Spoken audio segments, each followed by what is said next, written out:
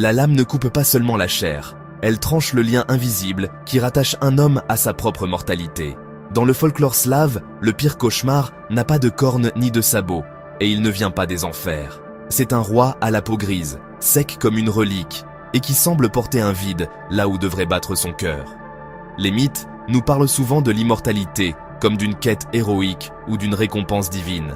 Mais que se passe-t-il lorsque votre enveloppe charnelle survit, alors que ce qui vous rend mortel est enterré à des milliers de kilomètres de vous?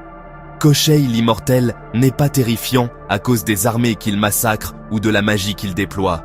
Il l'est par l'acte contre nature qu'il a dû commettre pour ne jamais mourir. Et le prix de cette arrogance l'a vidé de tout ce qui pouvait encore le rattacher au vivant. Alexandre Afanassiev, l'homme qui a compilé ces légendes russes au XIXe siècle, le nomme le sang mort. Mais ces textes occultent souvent la réalité sensorielle d'une telle métamorphose. Le terrible Koschei n'a pas bêtement bu un élixir ou une banale potion dans une coupe en or.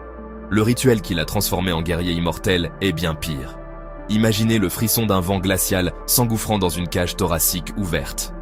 Par un rituel sans doute magique, il a réussi à arracher sa propre essence vitale et à l'isoler de son corps, pour empêcher la faucheuse de venir l'accueillir.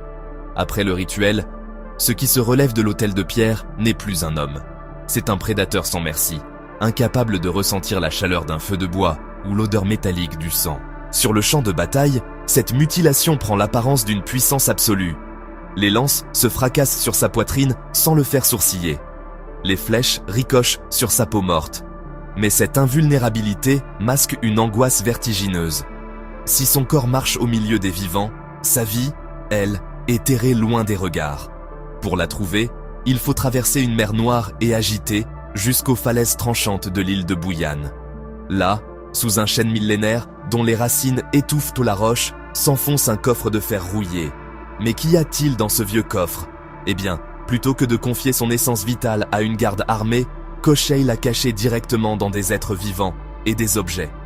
Il la dissimule au bout d'une fine aiguille d'acier. Cette aiguille est enfermée dans un œuf. L'œuf est caché dans un canard. Puis, par un rituel mystique, le canard est dissimulé dans un lièvre.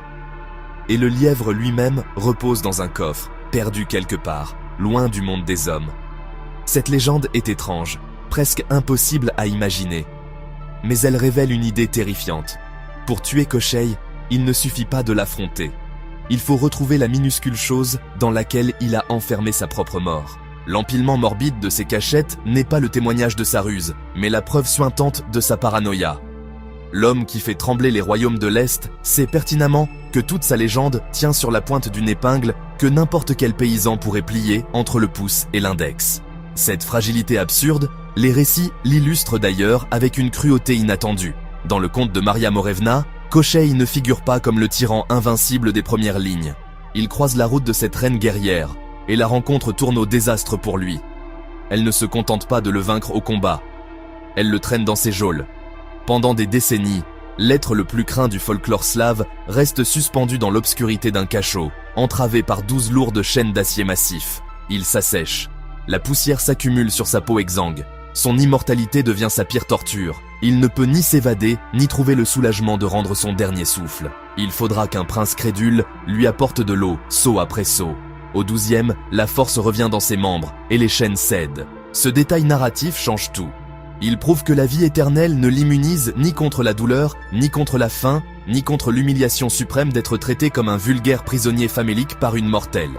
Un corps qui a divorcé de son âme finit inévitablement par haïr les vivants. Si Koschei enlève inlassablement des jeunes femmes pour les traîner dans ses forteresses de glace, ce n'est pas par désir. C'est peut-être l'ultime tentative d'un cadavre pour s'entourer de la chaleur humaine qui lui échappe à jamais. Mais la véritable folie de l'immortel trouve sa conclusion dans une scène d'une brutalité sourde. Dans d'autres variantes du mythe de Koschei, sa fin n'a rien d'un duel glorieux.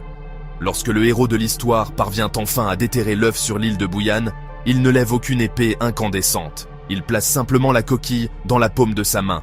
À des centaines de kilomètres de là, Koschei s'effondre. Le héros serre les doigts. Sous la pression, l'être séculaire se tord de douleur dans la boue.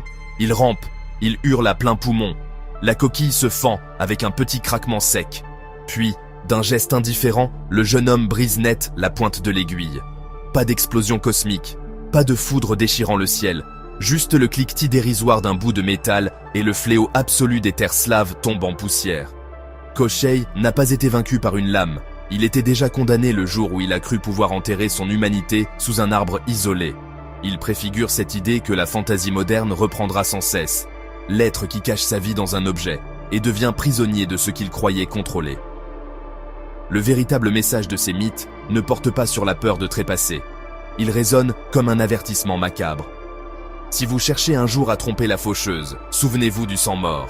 Car pour vivre éternellement, vous devrez vous vider si entièrement de vous-même qu'il ne restera plus qu'une coquille terrifiée, tremblant à l'idée qu'un simple faux pas ne vienne briser l'aiguille qui vous tient lieu de cœur.